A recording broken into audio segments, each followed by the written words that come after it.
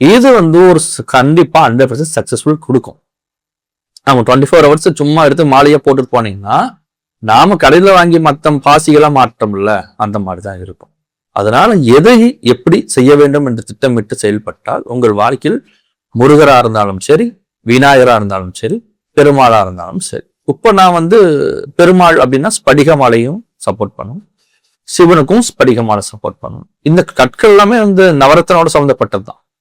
அந்த மாதிரி ஒவ்வொரு சாமிக்கும் ஒவ்வொரு கற்கள் இருக்கு. அந்த ஒவ்வொரு கற்களுமே இந்த மாதிரி ஜெபம் பண்ணி போட்டுக்கலாம். நான் வந்து ஸ்படிகம் போட்டிருக்கேன்.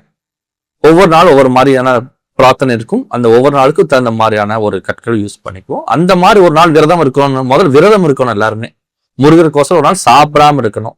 சஷ்டிக்கு இருக்கிறீங்களா இருங்க, உத்தரத்துக்கு இருக்கிறீங்களா தாராளமா இருக்கலாம், கிருத்திகைக்கு இருக்கீங்களா இருக்கலாம். என்னைக்கெல்லாம் சாப்பிடாம நம்ம வந்து விரதம் இருக்கிறோமோ அதெல்லாம் தான் பாசிட்டிவா மாறும். இது அந்த அன்னைக்கெல்லாம் இந்த மாலையை போட்டுக்கலாம்.